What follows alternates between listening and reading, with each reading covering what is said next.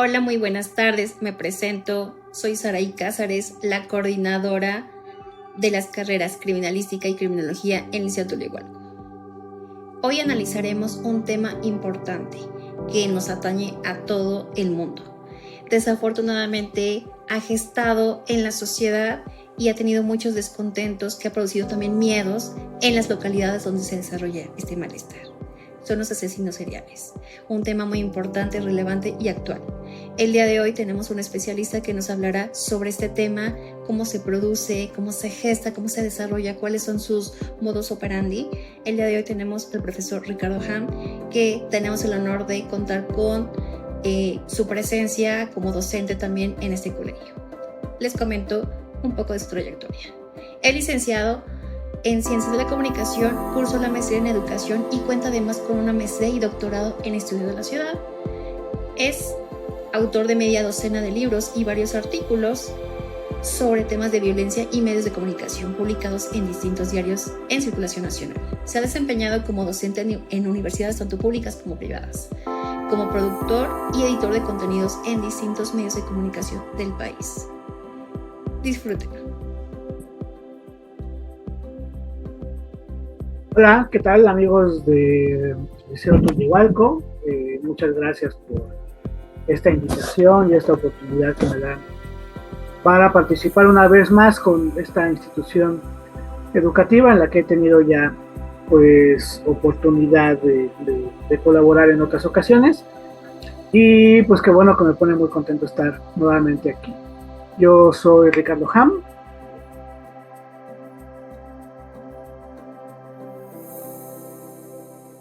Y bueno, he sido profesor en el liceo, tanto a nivel licenciatura, la maestría en educación también estuve. Y bueno, ya en las últimas fechas estuve colaborando ahí en la licenciatura en criminología, con diferentes materias, ¿no?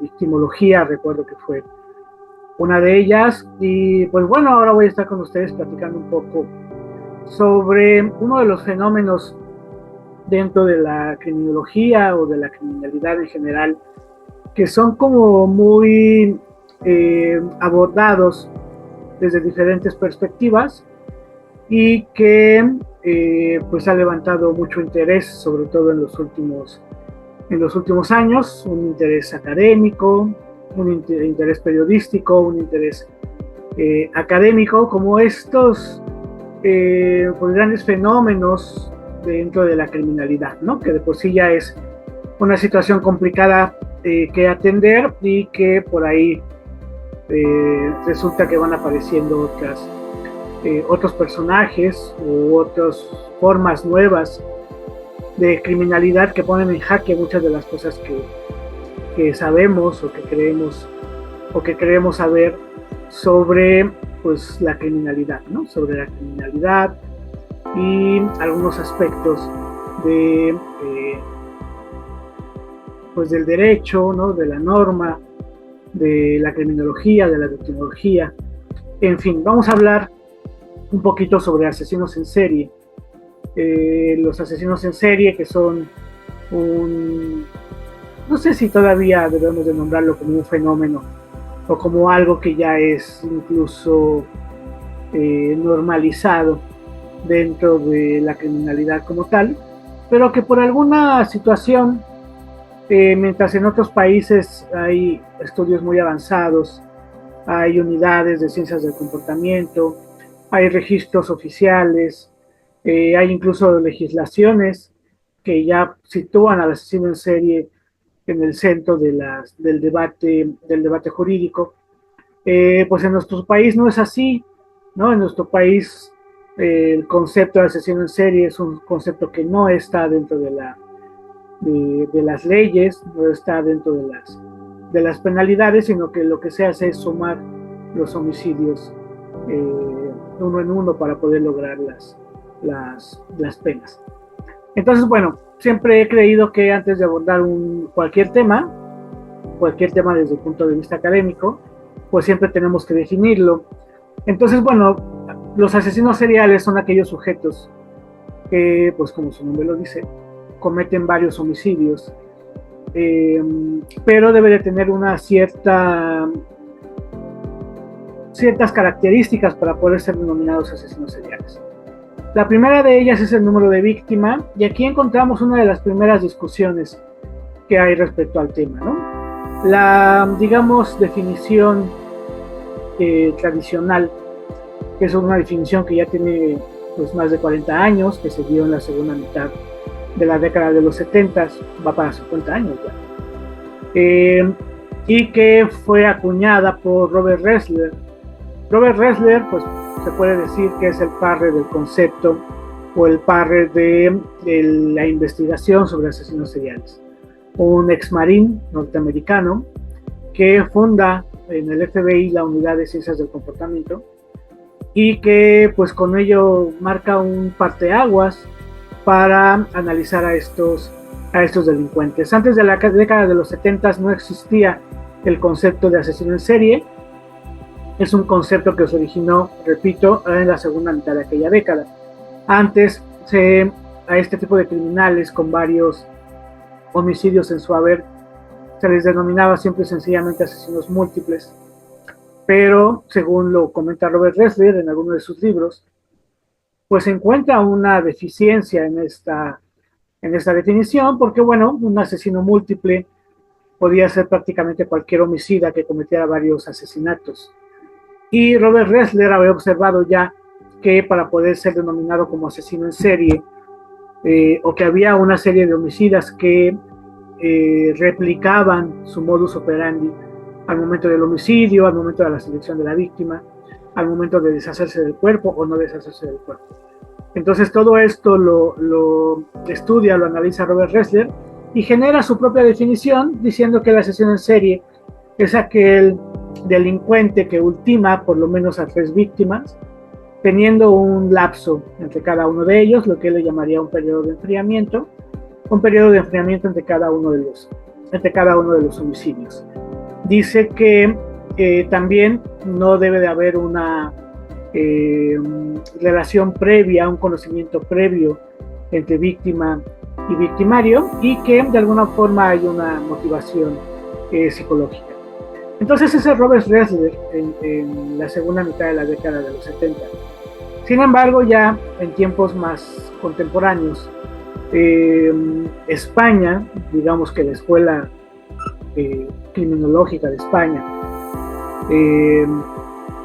encabezada por un criminólogo de nombre Vicente, ahora me acuerdo del apellido, Vicente Garrido, este criminólogo español, él menciona que por qué tendrían que ser forzosamente las 3 víctimas y cuál sería el nombre o la nomenclatura que pondríamos a aquel homicida que estuviera como en ese vacío entre la primera y la tercera víctima, aunque hubiera el modus operandi similar, etcétera, etcétera. Entonces Vicente Garrido propone que sea una cuestión solamente de 2 víctimas para poder ser denominado como asesino en serie, siempre y cuando pues tenga estas características similares, tanto del modus operandi como de la victimología, ¿no? Eso es muy importante para poder definir al personaje. Otro autor por ahí, Borás Roca, también español, él incluso menciona ya que no es necesaria la cuestión cuantitativa, sino que una cuestión meramente cualitativa podría ser suficiente para poder hablar sobre asesinos seriales. Ambos autores manejan o trabajan con casos en Europa, en España, y pues bueno, de alguna forma está ahí la discusión. Tal vez por ahí algunos otros textos han mencionado esta parte de una experiencia más cualitativa, de cuáles son las cualidades del delincuente al momento de estar cometiendo esta serie de crímenes, y que tal vez sea eso lo que debería de ser considerado para poder denominar un asesino en serie. Entonces, no confundir los asesinos seriales con otros homicidas como los asesinos múltiples, en donde la diferencia está básicamente en el periodo de enfriamiento. El asesino múltiple no ve o no espera que haya por lo menos un día entre cada una de sus víctimas o en cada una de sus acciones violentas, Y el asesino en serie sí, el asesino en serie tiene incluso esa necesidad, porque durante ese periodo de enfriamiento, pues lo que hace es alimentar una fantasía que lo lleva a cometer los homicidios. Entonces el asesino múltiple no lo necesita.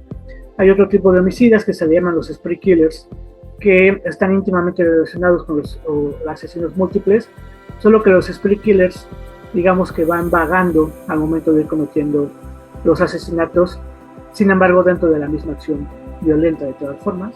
Y el asesino en serie no, el asesino en serie sí necesita forzosamente este periodo de enfriamiento, sobre todo por una cuestión meramente de fantasía, de reconstruir una fantasía, como Joel Norris en su libro de Serial Killers menciona, que el verdadero origen de todo esto es una fantasía que se va alimentando durante años, hasta que llega un factor detonante que hace que se detone, digamos, ya la pulsión homicida, y entonces aparezca en todo su esplendor el personaje de asesino en serie. Entonces, como ven, no es sencillo, no es sencillo llegar a un punto de acuerdo de qué es cómo debemos de llamar o a quiénes debemos denominar asesinos seriales, porque mientras una escuela, la del FBI, menciona que deben de ser 3, una escuela europea dice que deben de ser al menos 2, y eso nos mueve mucho la parte de la estadística, ¿no? Porque entonces en dónde colocamos a ciertos homicidas y en dónde ponemos a otros. Entonces es bien importante poder esclarecer esto como punto de arranque de lo que vamos a platicar en estos minutos en los que voy a compartir con ustedes. Entonces, pues hay algunos países que están a la cabeza de la producción y explotación, también diría yo, de la figura del asesino en serie. Al final de cuentas, estos personajes se han convertido prácticamente en objetos de mercado, ¿no? Hay una industria que está detrás de ellos, por los libros, por la cinematografía, ahora por las series de televisión, los podcasts, los streaming, que han encontrado al asesino en serie como uno de los personajes a los que se les puede explotar principalmente, ¿no?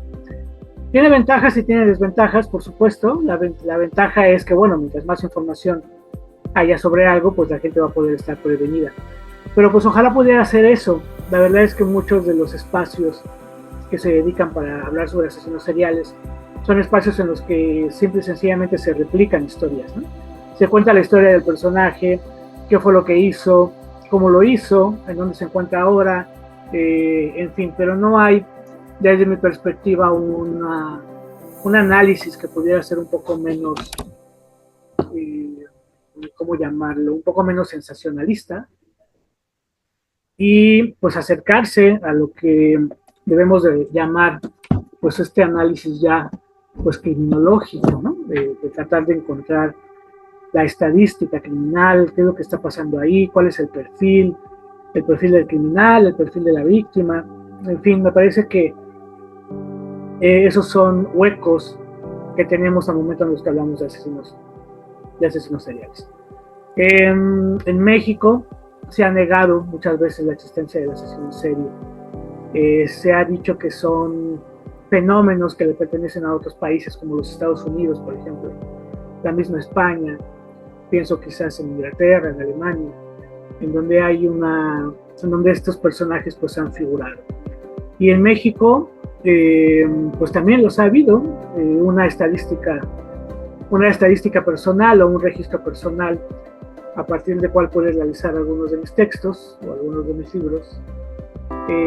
Menciono que por lo menos debe de haber medio centenar de asesinos seriales en la historia de nuestro país, entendiendo por historia pues desde 1888 que se encuentra el primero de ellos, que es Francisco Guerrero, aquí en la Ciudad de México.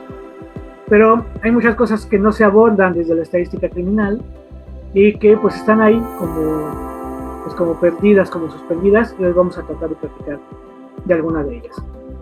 Entonces, bueno, si me permiten voy a apagar tantito la cámara para poder compartir pantalla y que comencemos a platicar un poco de estos personajes.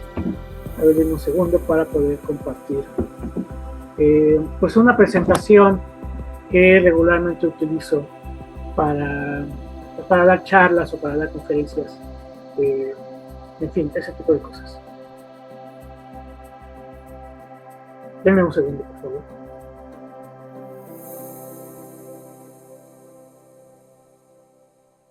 Bien, espero que ya lo estén viendo. Esta es parte de una conferencia que doy en algunos lados que se llama, que es sobre criminales psicópatas. Ahí lo que estamos viendo, pues ya es las portadas de algunos de los libros que he tenido oportunidad de publicar, en donde se vierte pues el trabajo que hemos venido desarrollando durante ya muchos años investigando este tema. Entonces, bueno, vamos a hablar un poquito de nuestro país, qué es lo que pasa con los asesinos seriales en nuestro país. Bueno, podemos decir que tenemos más de 120 años, bueno, 125 años de historia sobre asesinos seriales en el país. El primero de ellos, les comentaba, 1888, en el caso de Francisco Guerrero, el mismo año que en otro país, en específico en Inglaterra, en Whitechapel, aparecía quizás el asesino en serie más famoso de la historia, y que por sí mismo representa una contradicción al ser el asesino en serie más famoso, pero ser el asesino en serie que en realidad nadie sabe quién es o quién fue, ¿no? Que es Jack el Destripador, con todo este aro misterioso que hay alrededor de él. Entonces, son en México, en 1888, en la Ciudad de México, teníamos a Francisco Guerrero, que ahorita vamos a profundizar en quién es el personaje. Por lo menos podemos decir que tenemos 45 casos documentados, ¿no? Casi medio centenar de casos documentados, con nombres, con números de víctimas, con nombres de las víctimas, ubicaciones geográficas, ¿no? Perfiles geográficos y todo lo que esto conlleva. En una estadística muy conservadora, podemos decir que por lo menos 250 personas han muerto en manos de asesinos seriales en nuestro país. Pues aunque fuera una, ¿no? O sea, aunque fuera una, tal vez ustedes podrían decir, bueno, la verdad es que tan solo Luis Alfredo Garavito en Colombia asesinó a 192 personas. Bueno, yo no sé si se trata de una competencia de eso sería muy lamentable, ¿no? Más bien necesitamos analizar el fenómeno desde otras situaciones y no desde quién es el más prolífico, ¿no? Necesitamos precisamente quitarle ese escándalo a la cuestión del asesino en serie. Desafortunadamente, pues el principal grupo vulnerable para el asesinato serial en nuestro país, pues han sido las compañeras sexoservidoras, y les continúa la comunidad de la tercera edad.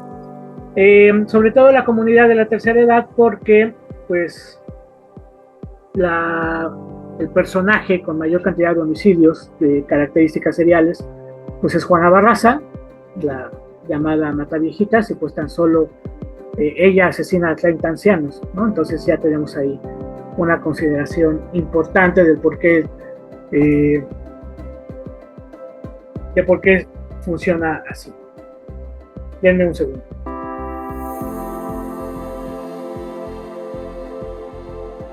Entonces, bueno, tenemos a las compañeras sexoservidoras, a los compañeros adultos mayores de la tercera edad, y también a los compañeros de la comunidad gay, que también durante algunos años y algunos asesinos seriales se centraron en ellos, sobre todo en los 90. Los asesinos seriales en México pueden tener un común denominador, que es el hecho de que muchos de ellos vienen de las fuerzas del orden, tanto públicas como privadas, es decir, de la policía, del ejército, de la marina, y algunos que trabajaron en instituciones privadas, en empresas privadas de seguridad, ¿no? Entonces, una buena cantidad de ellos, ahorita lo vamos a ver, vienen de ahí. Y pues mencionar que el Estado de México es donde se han presentado una mayor cantidad de homicidios seriales, con al menos 6 casos avecindados en esos lares. Bueno, pues el primero de ellos, Francisco Guerrero Echarequero, 1888. Una cantidad estimada de 12 mujeres. Es un poco complicado saber algunas cantidades exactas en casos tan viejos. Uno de los registros que hay sobre Francisco Guerrero, pues es el de Carlos Rumanac. Carlos Rumanac, un periodista, pero también criminólogo, que estuvo siguiendo el caso, sobre todo el juicio. Hay por ahí un libro que se llama La Nota Roja en el Porfiriato Tardío, en donde viene algunas partes del juicio de Francisco Guerrero, de las mujeres que lo señalaban. Y bueno, Francisco Guerrero, el modus operandi pues era atacar a mujeres, a compañeras sexoservidoras. Y pues al momento en el que ellas se negaban, Francisco Guerrero lo que hacía era atacarlas y pues cortarles la cabeza. Se dice que Francisco Guerrero tiraba los restos de los cuerpos en la zona del río Consulado. Y bueno, él es apresado 2 veces. Porfirio Díaz, todavía estando en el poder, le permite salir y pues él vuelve a delinquir y entonces ya es apresado. Y se le pierde la vista, muere aparentemente por una enfermedad en San Juan de Ulúa. Estuvo preso, no sé si esta fotografía que estamos viendo debe ser en la cárcel de Belén, en la vieja cárcel de Belén, que ya desapareció, y que ahora que es por la zona de Valderas, aquí en la Ciudad de México, de Arcos de Belén. Y él estuvo ahí, bueno, Porfirio Díaz le condona algunos años, pero recae, como ya lo había comentado, y entonces ya lo mandan a San Juan de Ulúa, donde finalmente muere. Guadalupe Martínez Bejarano, llamada la Terrible Bejarano, también asesina a 2 niñas, torturándolas primero, y pues posteriormente ultimándolas por asfixia. Y aquí vemos pues a la primera mujer, ¿no?, que podemos mencionar ahora como una asesina en serie si seguimos esta idea de los al menos 2 homicidios que presenta Vicente Garrido. Es interesante también ver cómo apenas 4 años después de Francisco Guerrero pues aparece una mujer ya con estas características. Los primeros años del fenómeno de asesinos seriales en nuestro país pues fue prácticamente protagonizado por mujeres, como lo vamos a ver. María Reyes, conocida como la Pescuecera, en 1911 en un México revolucionario, en plena guerra de revolución, es señalada también en cárcel de Belén por el secuestro y asfixia de menores. Se dice que a María Reyes tuvo 2 intentos de linchamiento, ¿no?, uno fuera de prisión y otro ya en la cárcel de Belén como tal.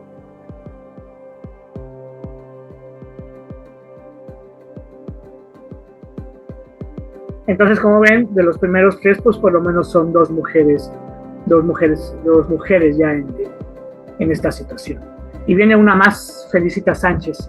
Esto ya en 1941, en la colonia Roma, muy cerca de lo que hoy conocemos como el Metro Sevilla, a 2, 3 calles del Metro Sevilla, en la colonia Roma, pues Felicita Sánchez, que en ese entonces era practicaba algo que era hasta cierto punto común en la Ciudad de México, que eran pues los abortos clandestinos, ¿no? Entonces se dice que Felicita Sánchez, entre los abortos clandestinos y niños que llegaron a nacer pero que sus papás no los deseaban, pues llegó a ultimar a una gran cantidad de infantes. No hay como una cifra exacta de cuántos, y digamos que el error, por así mencionarlo, de Felicita Sánchez, pues fue tirar los restos humanos, los restos de los fetos, de los bebés que sí alcanzaron a nacer,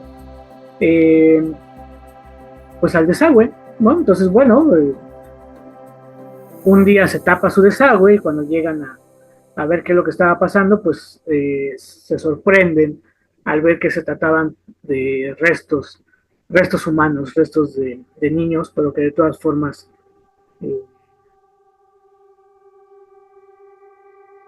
pues llegaron a tapar, a pesar de su tamaño pequeño, el desagüe de esta vivienda que tenía ahí Felicita Sánchez en la colonia Roma. Esto es en 1941.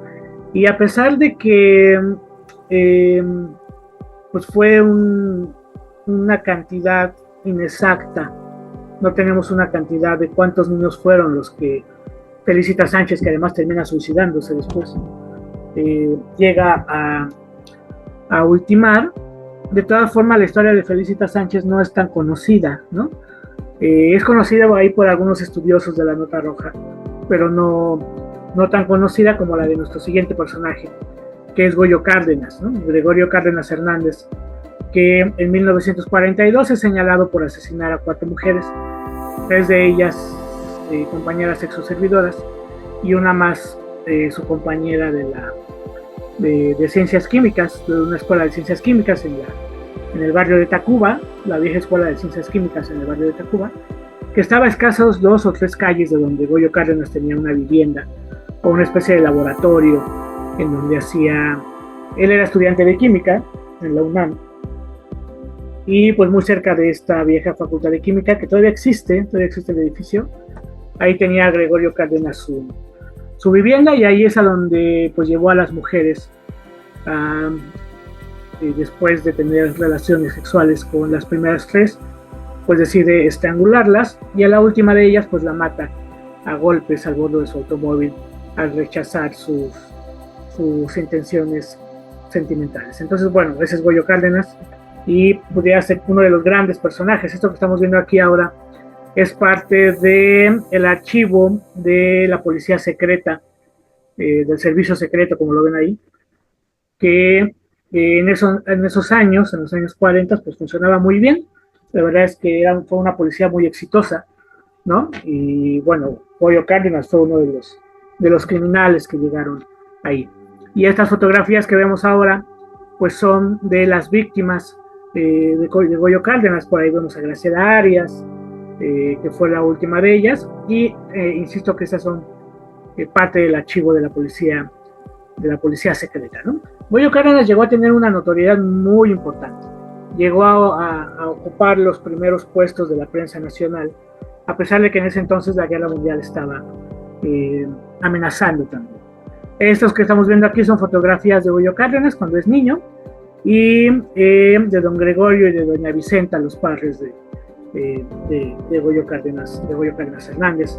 Aquí algunas fotografías dentro de la vivienda de Goyo Cárdenas, ¿no? Algunos muebles, el automóvil tipo Ford, del cual era dueño Goyo Cárdenas. No era sencillo que en ese entonces, estamos hablando de 1942, hace más de 80 años, no era sencillo que un estudiante pues tuviera su propio automóvil, y Goyo Cárdenas lo tenía porque además trabajaba en Pemex, ¿no? Entonces, bueno, eso le permitía tener estas pues comodidades, ¿no? De rentar un departamento muy cerca de su escuela y de tener su vehículo. Estas son fotografías de los cuerpos de las víctimas. Y aquí el arma homicida, ¿no? Este cordón con el que estrangulaba Gregorio Cárdenas a las mujeres, la pala con la que las cubría posteriormente ahí en el jardín de su departamento, de su vivienda que alquilaba en el barrio de Tacuba.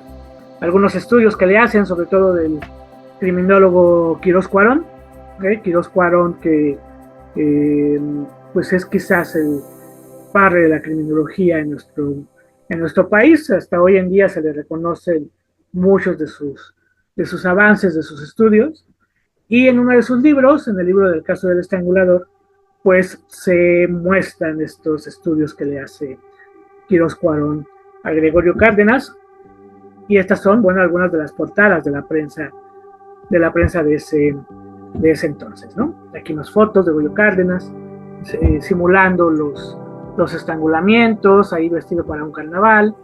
Aquí en la calle de Mar del Norte, en Tacuba. Hoy la vivienda ya no luce así, ya ha cambiado de manera considerable, pero bueno, es la calle de Mar del Norte. Estas fotografías, en una de ellas, a mi izquierda está Goyo Cárdenas en la Cámara de Diputados, donde le hacen un homenaje, y a mi derecha está Goyo Cárdenas con sus libros, con un título de que estudió, bueno, más bien un reconocimiento, un diploma de que estudió Derecho por correspondencia estando en Lecumberri. Goyo Cárdenas estuvo más de 30 años en Lecumberri y también estuvo en La Castañeda, ¿no? Que fueron dos de los lugares más, digamos, espantosos para poder estar en la Ciudad de México. Y bueno, ya cuando Goyo Cárdenas está en libertad, que ocurre en 1976, pues se da tiempo para pintar, y lo que estamos viendo aquí son dos de sus cuadros, ¿no? Independientemente de la calidad estética, pues bueno, desde el punto de vista documental es interesante. Posteriormente, en 1949, 7 años después de Goyo Cárdenas, en Sonora, se da el caso de los huipas que eran unos primos indígenas mayos que pues también ultimaron a varias personas, a 7 personas, desollaron sus cuerpos debajo de la cintura porque, bueno, se dice que se burlaban de ellas por su presunta, se burlaban de ellos, de los huipas, por la presunta homosexualidad, y ellos lo que hicieron pues fue vengarse de esta manera, escondiendo los cadáveres debajo de sus propios domicilios, de los huipas allá en Sonora, que pudieran representar quizás el primer grupo de personas que cometieron homicidios de manera conjunta, ¿no? Homicidios de características seriales de manera conjunta.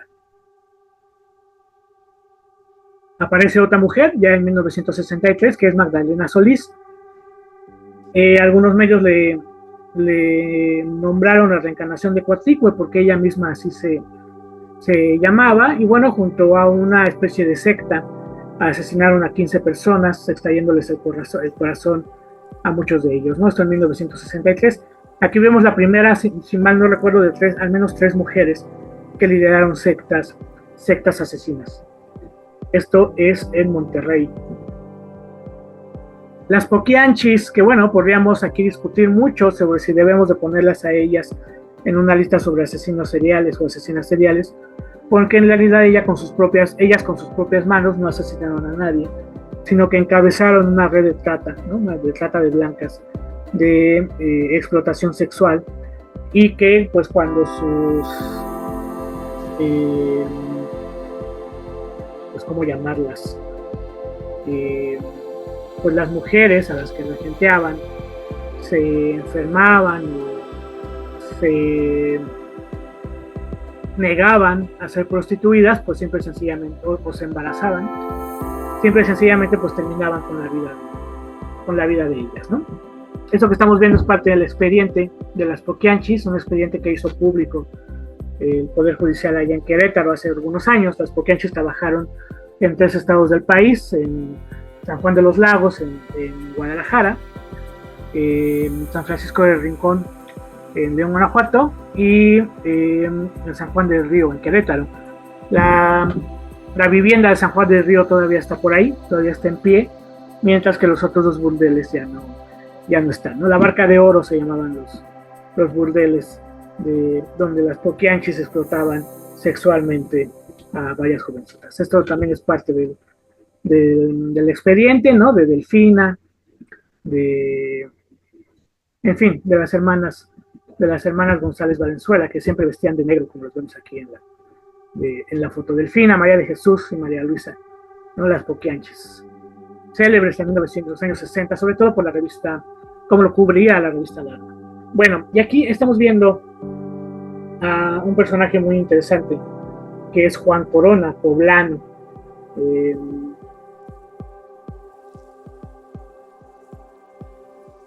Poblano que en su momento, y de ahí viene lo interesante de Juan Corona, es que fue el asesino en serie más importante en la historia, ¿no? En los años 70, con 25 víctimas en su haber. Entonces Juan Corona fue, antes de los grandes nombres norteamericanos como Ted Bundy o como Henry Lucas, como Ed Kemper, pues Juan Corona se puso a la cabeza de estos personajes, ¿no? El asesino del machete también se le conoció. Asesinaba principalmente a trabajadores migrantes en Yuba, en Los Ángeles, en Yuba City, en 1950. Vamos a ver si es posible reproducir este contenido. Si no, pues nos brincamos.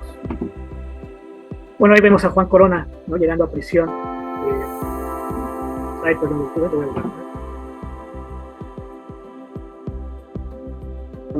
para que lo dejaran libre, ¿no? Ellos pensaban que las pruebas eran importantes en contra de Juan Corona. Bueno, y además Juan Corona, pues el primero de los asesinos seriales mexicanos que no ultimaron en nuestro país, sino que lo hicieron afuera. Otra mujer que encabezaba una secta asesina es Sara María Rete, junto con Adolfo Jesús Constanzo. Se les llamaron los narcos satánicos en 1988-89, en pleno salinismo, ¿no? Se dice que asesinaron a 14 personas y que pues todos los cuerpos fueron utilizados para ritos satánicos que hacían que fueran protegidos para poder seguir con sus trabajos del narcotráfico. Hay un libro por ahí de Editorial Colibrí que se llama Me dicen la narcosatánica, que es una autobiografía de Sara, y también hubo una serie de televisión en ViX hace un par de años que era sobre Sara y sobre Adolfo de Jesús Constanzo, ¿no? Entonces, bueno, ella también debemos de ponerla ahí en la lista de mujeres asesinas seriales. En el mismo año, en 1989, en Guadalajara, aparece el primero de los mataindigentes. Ha habido algunos otros. Osvaldo Ramírez, en 1989, que pues fue detenido precisamente por eso, porque a bordo de su Volkswagen blanco asesinaba a indigentes en las calles de Guadalajara con un revólver. Posteriormente, en otros estados también ha habido otros personajes que han asesinado indigentes, o que incluso aquí en la Ciudad de México, ¿no?, que de repente se han encontrado indigentes víctimas del fuego o que han sido asesinados por golpes. Entonces, en 1989, pues Osvaldo Ramírez pues ya estaba en esta situación en Guadalajara. Rodolfo Infante y Ana Villeda, en 1991, también en Matamoros, al igual que los narcosatánicos, pues tuvieron también 8 mujeres que fueron violadas primeramente y después asesinadas por asfixia. Ana Villeda le conseguía las víctimas a Rodolfo Infante, en algo que se puede analizar desde el punto de vista de la victimología. ¿Cuál es la dinámica entre la víctima y el victimario, ¿no? La víctima coadyuvante, como se le llama, que o ya una especie de síndrome de Estocolmo, que al tener cierta afinidad o identificación con la persona que la está obligando o que le está amenazando de ejercer violencia, pues ya termina colaborando con ella. Entonces Ana Villeda y Rodolfo Infante pues demuestran como esta situación de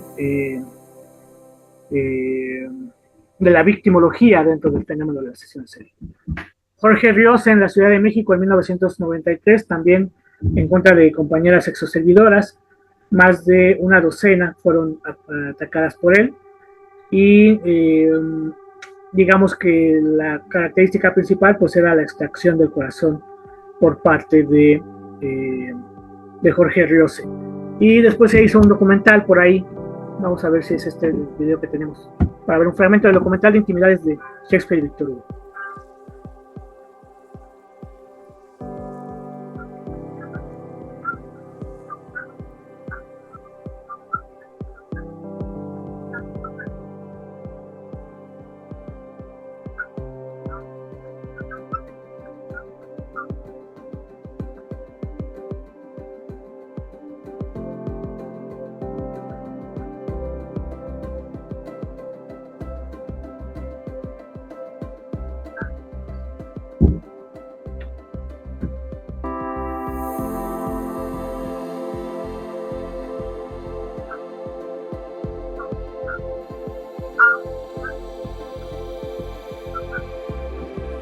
Bueno, pues eso fue un poco del corto de Intimidades de Shakespeare y Víctor Hugo, que es un documental que por ahí anda. Creo que lo pueden ver en YouTube.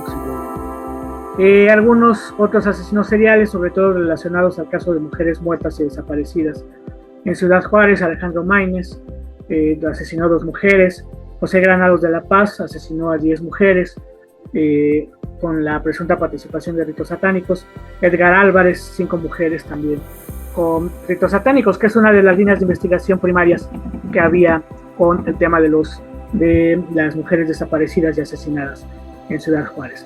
Gilberto Ortega, un ex militar que se le conoce como el caníbal de Chihuahua, que por lo menos asesinó a 2 niños.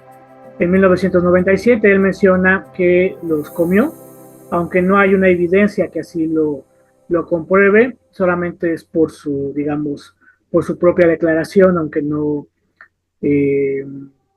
pues no se ha comprobado nunca, ¿no? Él mismo decía que habían sido muchísimas más víctimas, pero tampoco hay forma de poder comprobarlo. Miguel Ángel Bauchan, en el Estado de México, por violación, 2 mujeres asesinadas y también violadas, y que se dio tiempo de videograbar lo que había hecho, ¿no? Digamos, los actos de violación. Algunos han denominado como un fenómeno de video snuff. En realidad no es así. porque hay que recordar que los videos snuff son videos que son hechos de manera por encargo, ¿no? Y esto era como una especie de video para consumo, pues para consumo personal, que también es muy común dentro de los asesinos seriales cuando quieren recordar la fantasía. Arturo Garza, denominado por la prensa como el Viudo Negro en 1997, asesinó a 3 mujeres, fingía asaltos para poder cobrar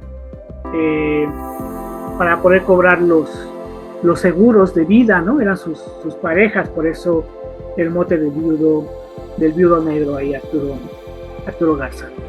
Otro de los homicidas mexicanos, pero que no estuvo en México, sino en los Estados Unidos, es Ángel Maturino Reséndiz, mejor conocido como el asesino del ferrocarril, a finales de los años 90, con 15 víctimas en los Estados Unidos, asesinadas por golpes, condenado a muerte un 10 de mayo, y que incluso hay por ahí un capítulo de la serie de Criminal Minds donde abordan el tema de Ángel Maturino, ¿no? En su momento uno de los delincuentes más buscados del FBI, y que a final de cuentas pues decide entregarse por voluntad propia, ¿no? Y bueno, los norteamericanos no le respetaron los tratos que había solicitado, pero bueno, pues de todas formas ahí está el caso de Ángel Maturino, de Puebla también, de Izúcar de Matamoros, no muy lejos de la Ciudad de México. Miguel Ángel Amaro, que asesinaba homosexuales por asfixia, él se prostituía y se le conoce también como Chacal de Colima, y terminó ultimando a algunas de sus víctimas, ¿no? Por lo menos a 4 de ellas. En uno de los pasajes de la criminalidad más extraños en la Ciudad de México, lo que tiene que ver con la Mataviejitas, el primero de ellos que fue señalado como tal fue Jorge Mario Tablas, también un sexo servidor que se prostituía en Tlalpan y que llegó a ultimar al menos a 2 ancianos por estrangulamiento, y que se pensó que él podía llegar a ser la Mataviejitas, que en realidad no fue, sino que fue Juana Barraza, que fue capturada ya en el año 2003, y ya se destapó la cloaca de los 30 homicidios por parte de Juana Barraza, ¿no? La dama del silencio, como también se le conoce. Y otro de los que se vio envueltos en ese caso pues fue Araceli Vázquez, que también por ahí hay un documental o una entrevista donde se refieren a ella. En el documental precisamente sobre Juana Barraza, que está en Netflix, pues hablan de los 2 casos, ¿no? De cómo Araceli Vázquez prácticamente pues está olvidada en prisión en Santa Marta, acompañando ahí a Juana Barraza. Gumaro de Dios Arias, un caso de canibalismo, esto en el sur del país, en Cancún.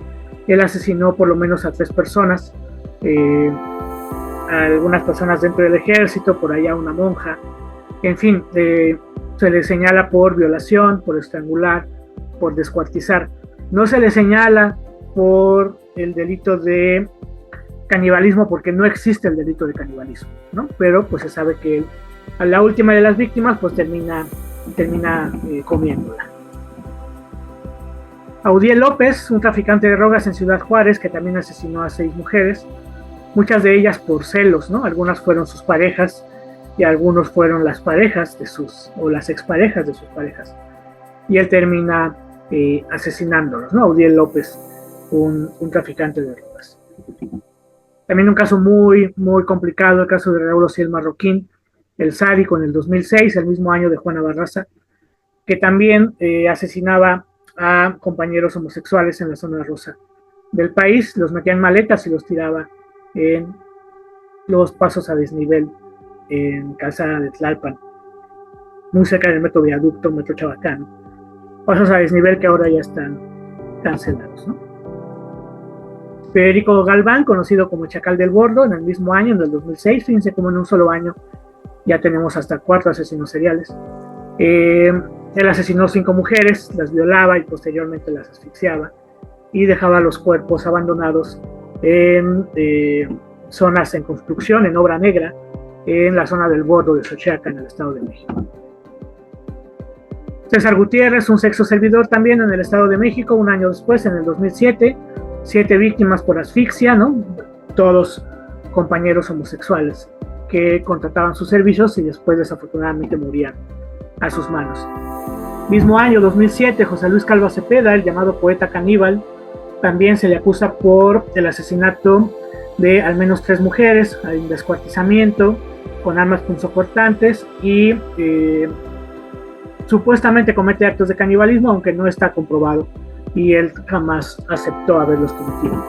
¿Por qué el poeta caníbal? Pues porque se daba tiempo de escribir obras de teatro y de escribir poemas, ¿no? Y de publicarlos y venderlos ahí en la zona de Coyoacán. Cuando uno lee los poemarios, pues se da cuenta de lo trastornado y estas características de psicópata que tenía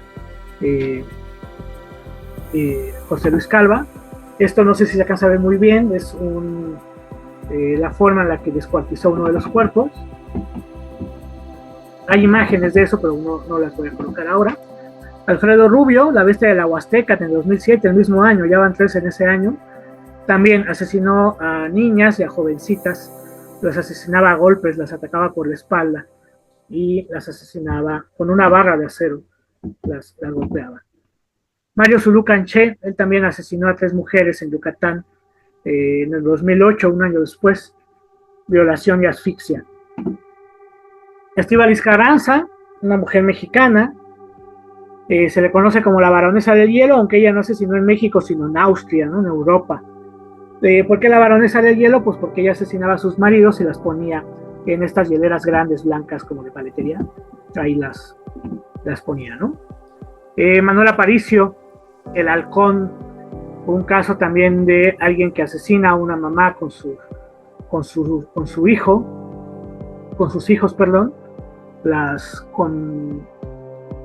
con un puñal, termina asesinándolas y además graba el video y después lo edita en su teléfono y le pone música de thrash metal y distribuye el homicidio con algunos de sus compañeros que trabajaban con él en una empresa de seguridad privada.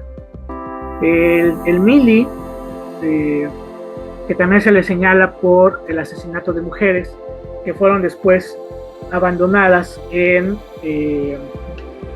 un canal de desagüe, también en el estado de México. Se calculan 35 mujeres, aunque no hay una cifra real o una cifra oficial. Por ahí hay un libro que se llama La fosa del agua, que es toda la historia del Mili. César Librado Legorreta, el coqueto, ¿no?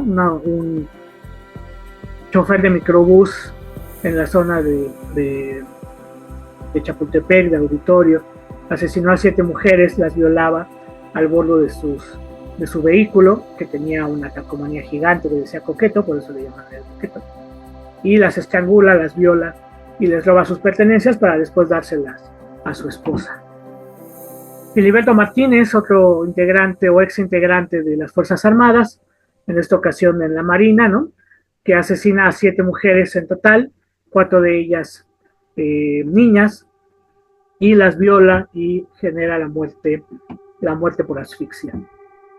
Una mujer más, Isel Nayeli Montaño, la degolladora de Chimalhuacán, que cuerpo a cuerpo atacó a sus víctimas, asesinando por lo menos 2, pues degollándolas, ¿no? Atacando directamente la yugular de las víctimas, esto en el 2015. Jorge y Patricia, los llamados monstruos de Catepec. Aquí me gustaría hacer un paréntesis y decir que no estoy de acuerdo en estas motes de monstruos, bestias, animales. Me parece que hay que reconocerlos como seres humanos que son conscientes de lo que están realizando, ¿no? Ellos supuestamente asesinan al menos a 20 mujeres, también supuestamente cometen actos de canibalismo, y Patricia pues también es una víctima coadyuvante que conseguía las víctimas para Jorge N. Óscar García Guzmán, el monstruo de Toluca, que también asesina a 6 personas en total, 2 hombres y 4 mujeres en el 2019 por asfixia y por apuñalamiento.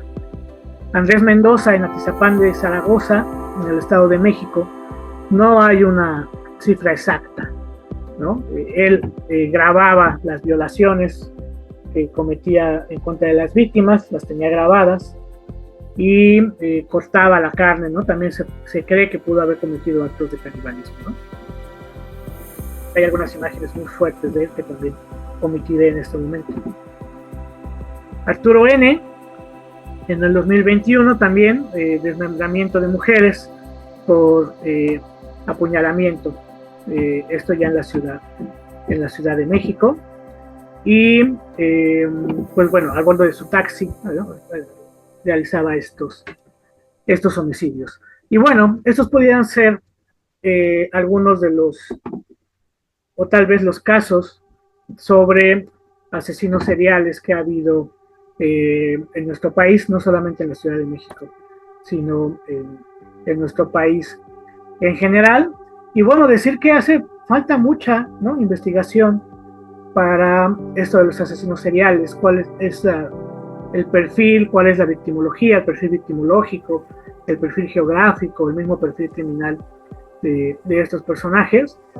Hace falta mucho análisis de las cifras y bueno, esto quedará ahí como un mero acercamiento de lo que puede haber en nuestro país. Lo que es importante es no negar la existencia de este fenómeno, reconocerlo y que pues la gente que está encargada de esto, criminólogos, abogados, psicólogos criminales, pues puedan ahondar muchísimo más la investigación y que, como mencionaba hace unos minutos, no se quede en un mero recuento de casos. Entonces, bueno, pues con esto es lo que preparé para ustedes, la charla que quería tener con todos ustedes. Ojalá de alguna forma podamos encontrar una retroalimentación, un intercambio de experiencias, de saberes que nos lleven a profundizar más sobre el fenómeno, confiando en que la carrera de criminología en Coyohualco pudiera encontrar a alguien que se inmiscuya como investigador en esta situación. Entonces, pues por mi parte es todo. Les recuerdo mi nombre, yo soy Ricardo Ham y pueden encontrarme o pueden contactarme a partir de los compañeros y de las autoridades académicas del Liceo Coyohualco. Muchas gracias por el tiempo que me acompañaron, espero que haya sido de su interés y estoy muy agradecido y nos veremos la próxima.